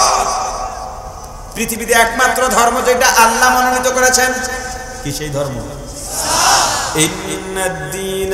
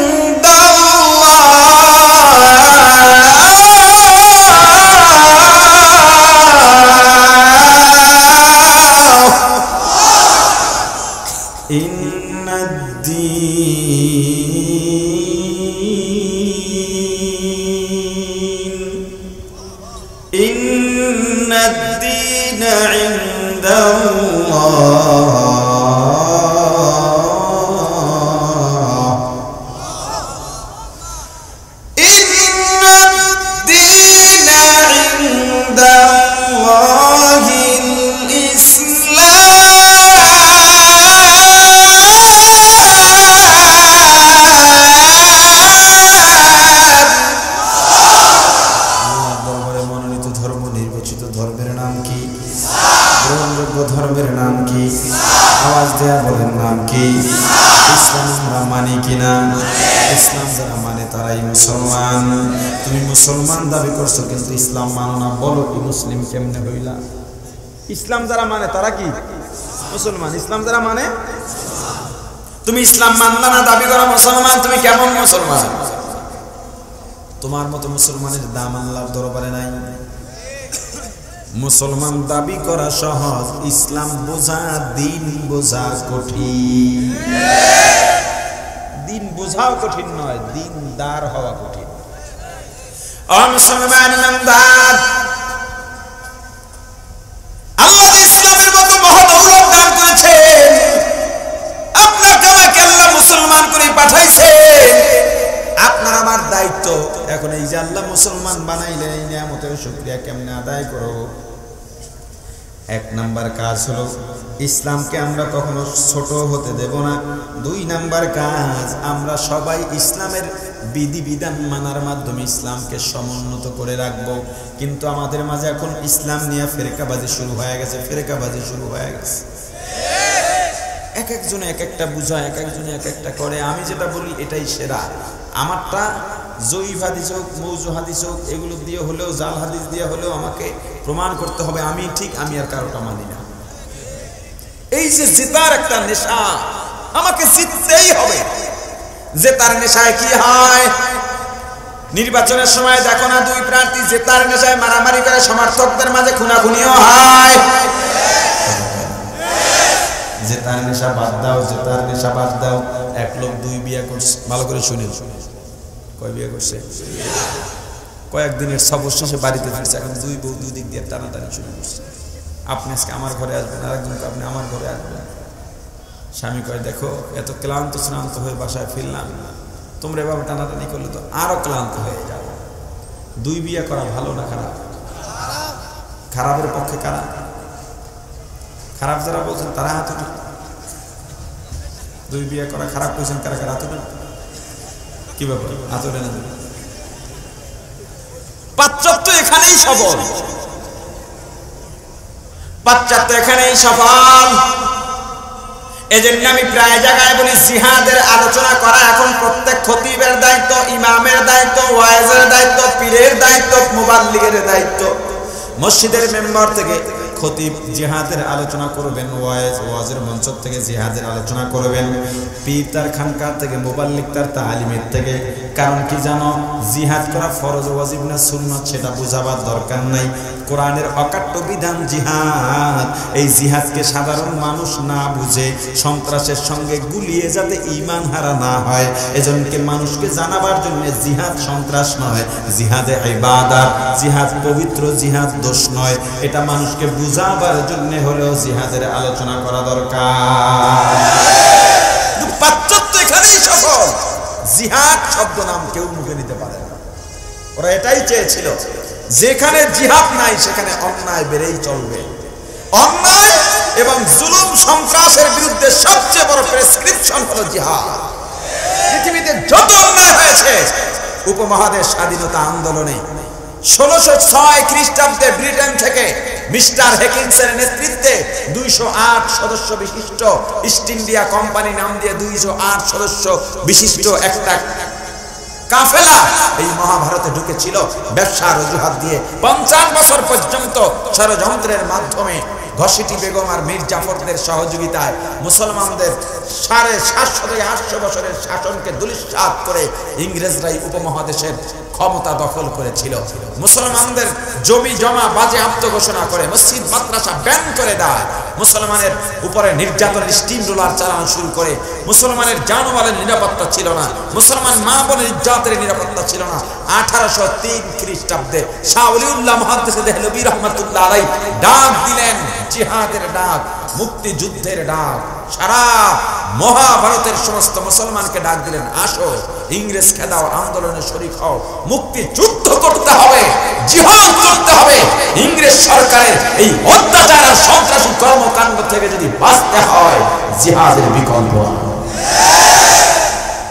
আপনার আমার প্রিয় দেশ, যেই মাটির সঙ্গে আপনার আমার আত্মা মিশে আছে, এই প্রিয় বাংলাদেশের মুক্তিযুদ্ধ, বাংলায় বলি মুক্তিযুদ্ধ, এটার আরবিতে বলতে গেলে জিহাদ বলতে হবে। কি বলতে হবে? আপনারা জানেন বাংলাদেশের মুক্তিযুদ্ধ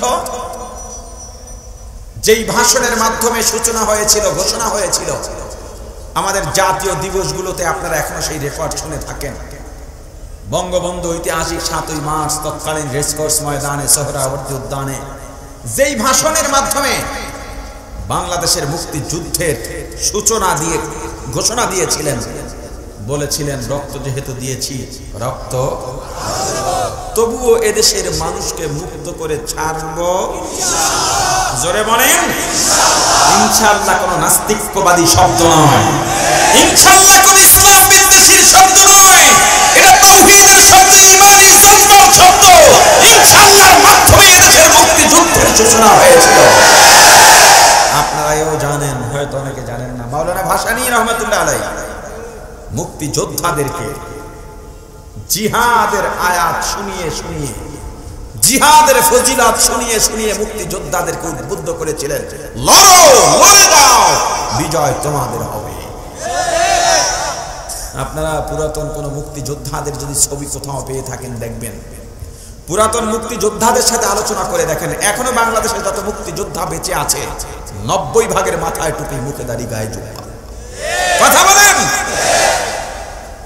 মুক্তিযোদ্ধারা নামাজের টাইমে পাশে রাইফেল রেখে নামাজ পড়েছেন, যুদ্ধ করেছেন। যারা শহীদ হয়েছেন, যারা বেঁচে রয়েছেন গভীর রাতে আল্লাহর দরবারে কেঁদেছেন। সেই জিহাদকে আমরা এখন সন্ত্রাস ভেবে বসে আছি। যারা জিহাদকে সন্ত্রাস ভাবে ওরা সাথে সাথে ঈমান হারা হয়ে যাবে। কারণ জিহাদ কোরআনের 82 জায়গায় আছে। যদি কেউ বলে জিহাদি বই ব্যান করতে হবে, তার মানে কোরআনকে ব্যান করতে হবে। কারণ পৃথিবীর সবচাইতে নির্ভরযোগ্য জিহাদের কিতাব হলো কোরআন। কোনটা? তদ্রুপভাবে ইসলামের বহু বিধিবিধানকে মানুষ থেকে সরাইয়া পাশ্চাত্য সফল। 2 বিয়া, একজন পুরুষের জন্য একাধিক বিয়া ইসলামের সৌন্দর্য। খারাপ তো দূরের কথা, কিন্তু আমাদের পারিপার্শ্বিকতা, আমাদের সমাজ আমাকে কি বানিয়েছে। একজন যদি পরকিয়া করে ধরা খায়, তাকে যতটা নিন্দা করা না হয়, দ্বিতীয় বিয়ে করলে তার চেয়ে বেশি নিন্দা করে। অথচ কাসেম নানুতুবি রহমাতুল্লাহ আলাইহি একাধিক বিয়ের সংস্থা করেছিলেন মানুষকে বোঝাবার জন্য। মহিলারা কইতেছে হুজুরের ওয়াজের এত ভক্ত আমরা, আজকের থেকে শেষ, আর এই হুজুরের ওয়াজ শোনা লাগবে না। 2 বিয়ের কথা কইছি যে শোনেন মা বোনেরা, আপনার স্বামী আরেক বিয়ে করলে আপনার জন্য বিশাল কল্যাণ। আপনি দেখতে পান না কেন? আপনার যে একটা হিংসার পর্দা, সেটা আপনার সামনে পড়ে আছে, এই জন্য পর্দার আড়ালে রয়েছে কল্যাণ, আপনি দেখতে পারেন।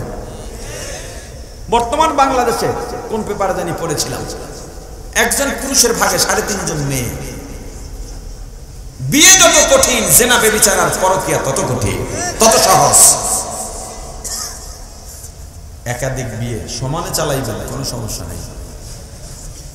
আবার এই ফতুয়া শুনে আগামীকালকে গাজীপুরে 2 বিয়ের হিরিক লাগাইয়া বিপদে ফেলাইয়েন না। দ্বিতীয় বিয়ে যারা করবেন, কিছু শর্ত আছে।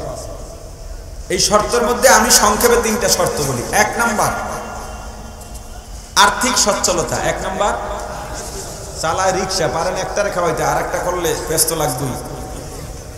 2 নাম্বার শারীরিক সামর্থ্য, শারীরিক। 3 নাম্বারে ইনসাফ। কয়টা হইল? আরো আছে, আমি 3টা সহজে, এই 3টার মধ্যে সব এসে যায়। শারীরিক সামর্থ্য, আর্থিক সচ্ছলতা, ইনসাফ। বিয়া করে ছোটটারে নিয়ে খালি ঘোরেন, বড়টার খবর নেই, তাহলে আপনি বিয়ে করবেন, আপনার জন্য জায়েজ নেই।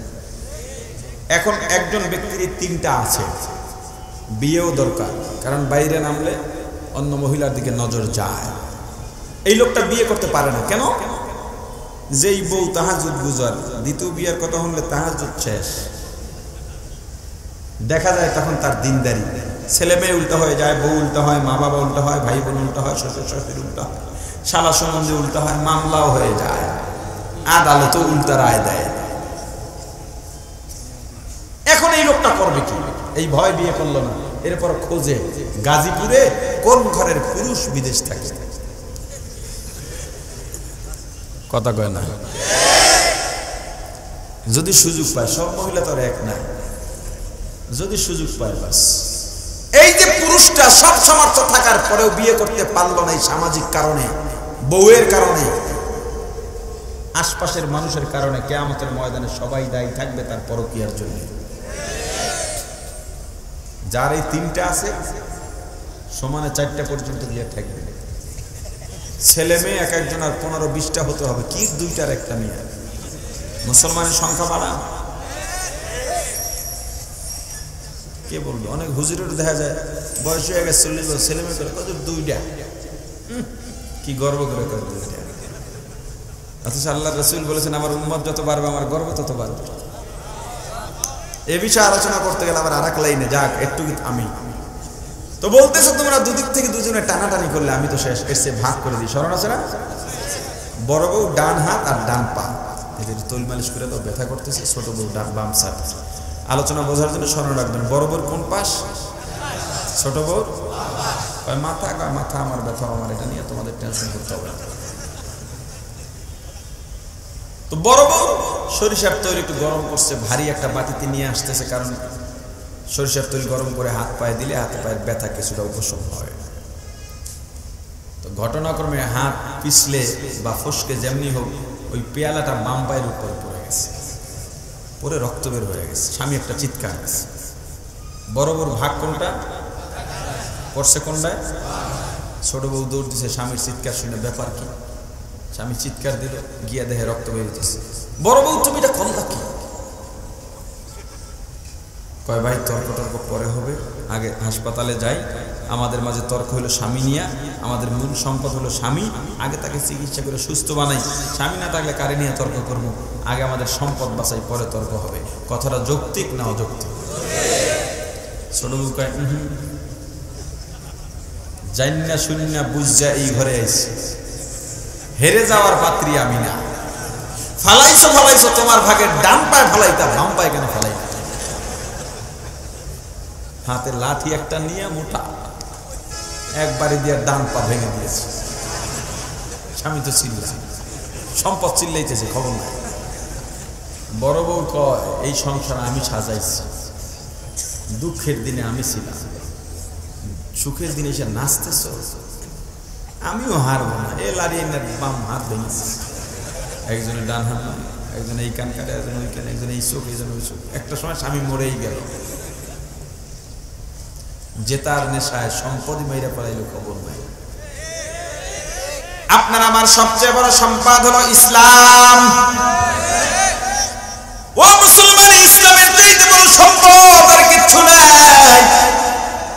কিন্তু এক একজনে জেতার জন্য সতীন সেজে বসে আছি। আমি বলি আমারটাই ঠিক, আমারই ইসলাম, ইসলাম আমার বাপ দাদার, এমন করে একটা দাবি করি। নবী আমার বাপ দাদার, আর কারো নবী না।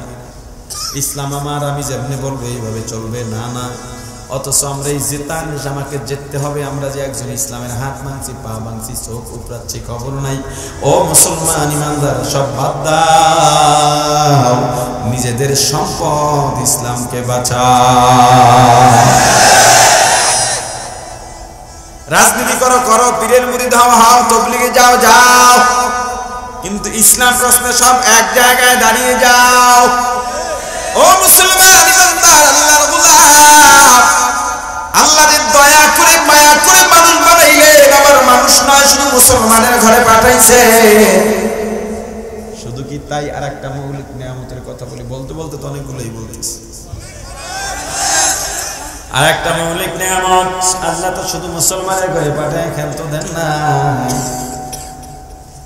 আল্লাহ রাব্বুল আলামিন আপনাকে আমাকে, যেই নবীর উম্মত হওয়ার জন্য অনেক নবীরা পর্যন্ত দরখাস্ত করেছেন, আল্লাহ আমাকে নবী না বানাইয়া মুহাম্মদ নবীর উম্মত বানাইলে আরো বেশি খুশি হইতাম।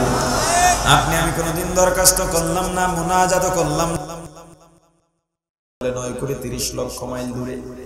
আসলে কত দূরে তাও তারা জানে না। তাদের পুঁজি যত দূর গিয়েছে তারা তত দূর বলতে পেরেছে।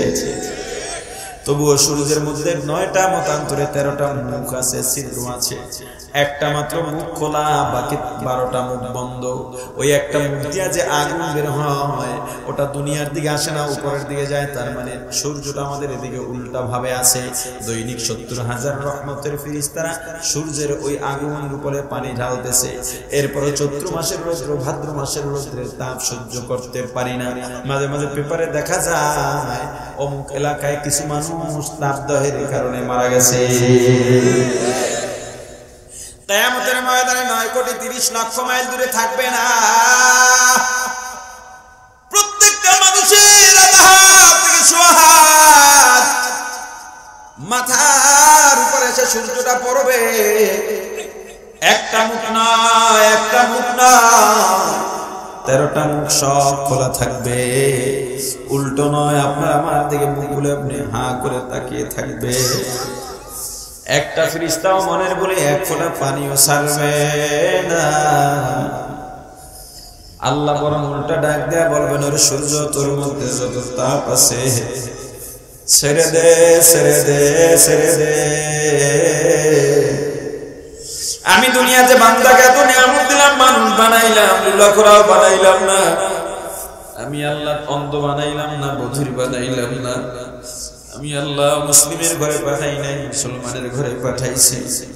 আমি আল্লাহ আমার হাবিবের উম্মত বানিয়ে পাঠাইছি। দুনিয়াতে এত নিয়ামত দান করলাম, গভীর রাতে বাড়িতে মেহমান আসছে, বেয়াই আসছে, দুলাভাই আসছে, জামাই আসছে। এমন মেহমান, গভীর রাত, দোকানপাটও খোলা নাই। এখন তাদেরকে গোশত দিয়ে আপ্যায়ন না করাইলে ইজ্জত থাকে না। বাড়িতে মুরগিও নাই, হাঁসও নাই, একটা মাত্র মুরগি আছে, বাচ্চাওয়ালা মুরগি। ইজ্জত বাঁচাবার জন্য বাচ্চাগুলো রেখে মুরগিটা জবাই দিয়ে রান্না করে খাওয়াইল। সকালবেলা মুরগির বাচ্চাগুলো মুরগির খোপ থেকে বের হয়ে ডানে বামে দৌড়ায়, কেউ করে মাকে খুঁজে বেড়ায়। আমি বলছি, বান্দা খা খা খা খা, এগুলো তোদের জন্যই বানাইছি, তবু আমি আল্লাহর নিয়ামতের শুকরিয়া আদায় কর। আমার বান্দা গরু দিয়ে হাল চাষ করলো, গরুকে কোরমা পোলার ভাগও দিল না, ধান চাউলের ভাগও দিল না। শীতের মধ্যে গরুটাকে বাইন্ধা রাখছে, নিজে মশারি দিয়ে ঘুমায়, গরুটা মশার কামড় খায়। বাছুরটাকে গাভীর থেকে অনেক দূরে বাঁধছে। গভীর রাতে বাছুরটা ক্ষুধায় ডাক দিছে, মা গো আমার ক্ষুধা লাগছে, খাবার দাও। গাভী ডাক দিয়া বলে, না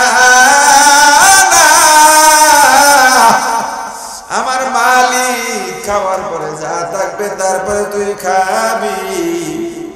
আল্লাহ আমাদের কেবল মালিকের খেদমতের জন্য বানাইছে। সকালবেলা আমার বান্দা বাছুরটা ছেড়ে গাভীর ওলানের কাছে নিয়ে যায়। ওলানের বোটার মধ্যে যখন বাছুরটা মুখ লাগায় দুধের টান দেবে, এমন সময় আবার বোটার থেকে বাছুরের মুখটা টান মেরে সরায় দেয়, আবার আরেক গোটায় দেয়, আবার আরেক গোটায় দেয়, বারবার ধোকা দেয়। এরপরে বাছুরটাকে দুধ পান না করায় আবার দূরে নিয়ে বাইন্ধা রাখে। আমার বান্দা গাভীর ওলানের দুধগুলো সব দহন করিয়া এরপরে বাছুরটাকে ছেড়ে দেয়। বাছুরটা লাফাইতে লাফাইতে মনের আনন্দে গিয়ে মায়ের ওলানে মুখটা লাগায়। বোটায় মুখ দিয়া যখন শুশুনি দেয়, টান দেয়, দেখে দুধ নাই। বাছুরটা হতাশ হয়ে একটা বোটা ছেড়ে আর একটা বোটায় মুখ লাগায়, দেখে ওটাও দুধ নাই। এরপরে দেখবেন বাছুরটা জোরে জোরে মাথা দিয়া গাভীর ওলানের মধ্যে গুতা দেয় একটু দুধ বের করার জন্য। এরপরে যখন দেখে দুধ নাই, বাছুরটা গিয়া দেখবেন মায়ের মুখের সঙ্গে মুখটা ঘষে। সাহেবে হাইওয়াতুল হাইওয়ান লেখে, ওই বাছুরটা তখন মায়ের কাছে নালিশ দেয় আর বলে, মাগো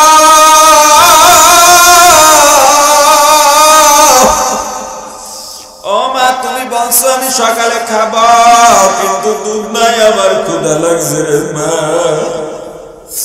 দেখবেন ওই গাভীটা তখন বাছুরটার মাথায় চাটে, গলায় চাটে, পিঠে চাটে।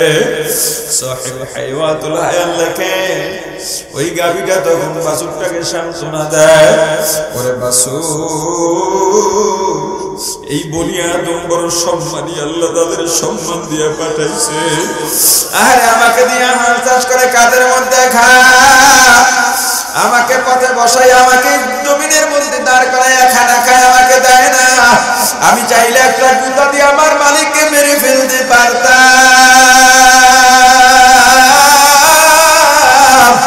আরে তবু আমি কিছু বলি না, কারণ আমার মালিক আমাকে বলে দিছে না রে বনিয়া তোমার জন্য জীবনটা দিয়া দিবি, তবুও কিছু বলবি না।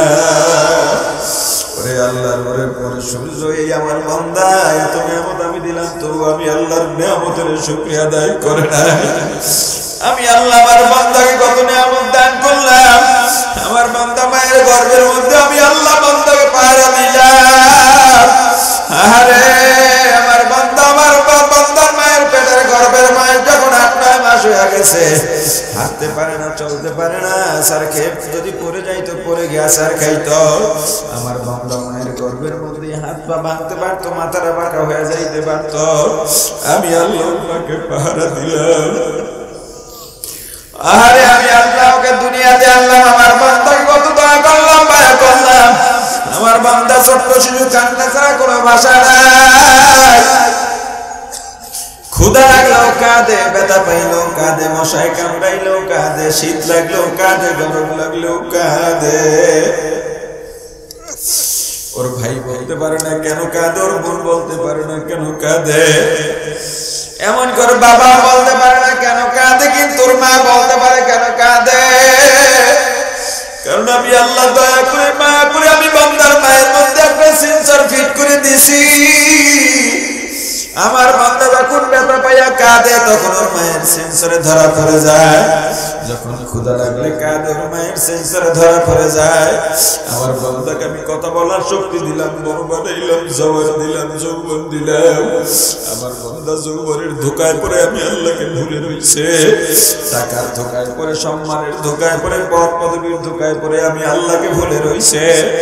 আমার বান্দা সারাদিন কাজ করে ক্লান্ত হয়ে যায়, আমি আল্লাহ রাত্র দিলাম বিশ্রামের জন্য, অথচ আমি আল্লাহ লা তাখুযুহু সিনাতুহু ওয়ালা নাওম, আমি আল্লাহ ঘুমাই না, তন্দ্রাও যাই না, আমি আল্লাহকে তন্দ্রায় ধরতে পারে না, ঘুমেও ধরতে পারে না। আমার বান্দাকে কেন আমি আল্লাহ ঘুমাই না, কারণ আমার বান্দা গভীর রাতে উঠে যদি আমি আল্লাহকে একবার আল্লাহ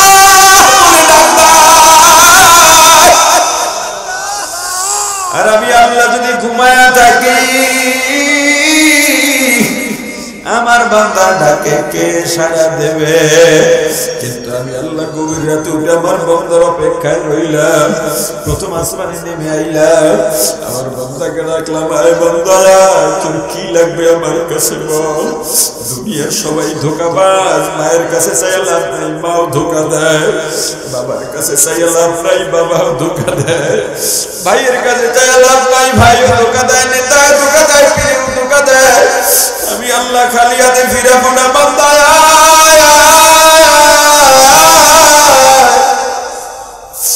তোর কি লাগবে আমার কাছে বল। আমি আল্লাহ আল্লাহুস সামাদ, আমি আল্লাহ বেনিয়াত বেপরোয়া, আয় বান্দা আয়।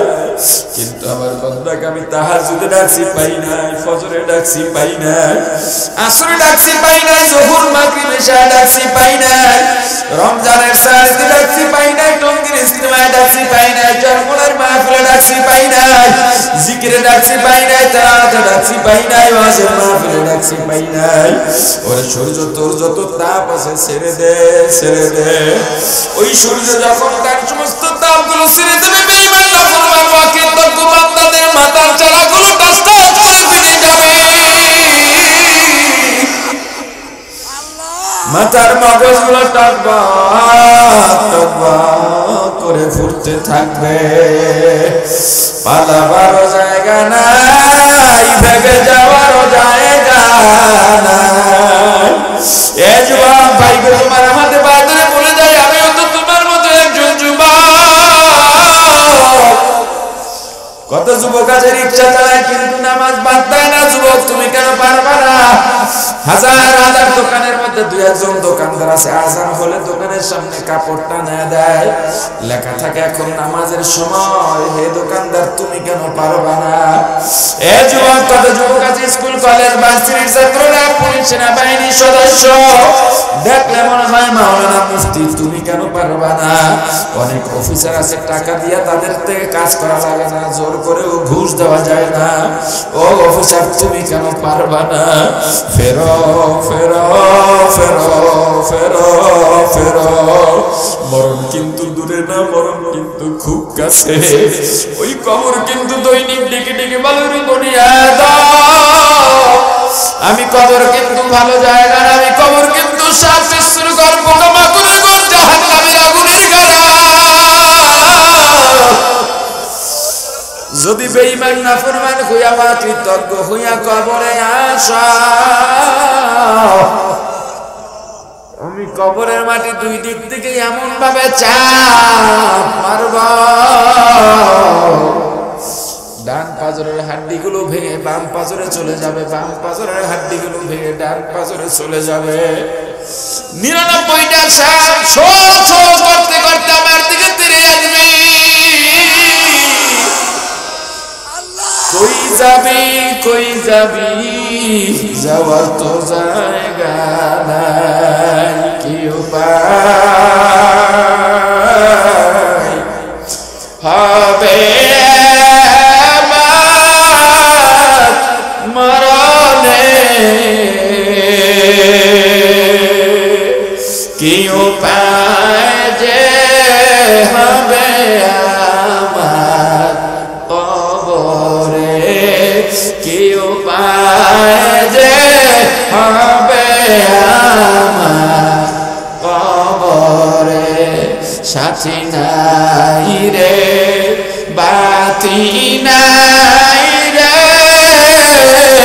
কবরে, কেমনে থাকব অন্ধকার কবরে, কেমনে থাকব অন্ধকার কবরে। জীবনে না করিলাম বন্দেগি,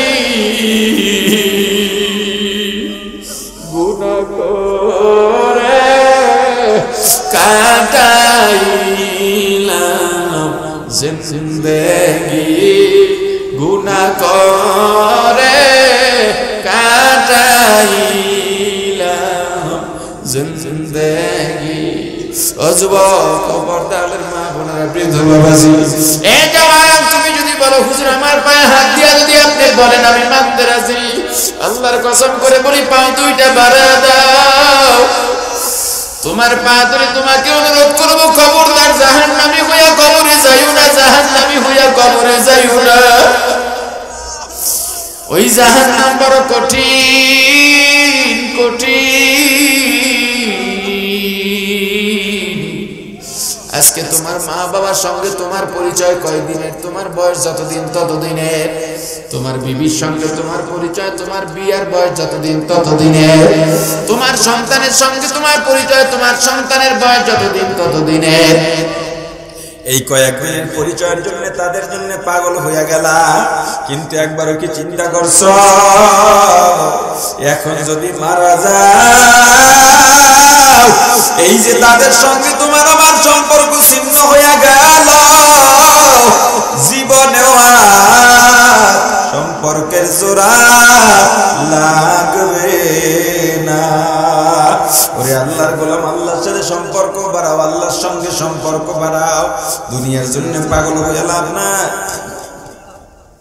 দুনিয়াতে মায়ের চাইতে আপনার কেউ নাই, কিন্তু কিয়ামতের ময়দানে ওই মাই হবে সবচাইতে বড় পথ। অতএব যুবক, ফেরো ফেরো ফেরো। আল্লাহ যে জন্য দুনিয়াতে পাঠাইছেন, আল্লাহর ইবাদত করো, আল্লাহর গোলামি করো, রাসূলের সুন্নতের বাইরে যাইও না। দুনিয়ার যে যা বলে বলুক, যে যা করে করুক, যে যা লেখে লেখুক, আমার বলা, আমার চলা, আমার লেখা, আমার কাজ, কাজ কোন ক্ষেত্রে যাতে রাসূলের সুন্নতের পরিপন্থী না হয়, আল্লাহ আমাদের সবাইকে তৌফিক দান করেন, বলেন আমিন। যতটুকু আলোচনা করেছি, আলোচনায় যত ভুল সব আমার পক্ষ থেকে, যত ভালো আল্লাহর পক্ষ থেকে। আমার ভুলগুলো শুধরাইয়া আল্লাহর ভালোগুলো গ্রহণ করার তৌফিক দান করেন, সকলে বলি আমিন।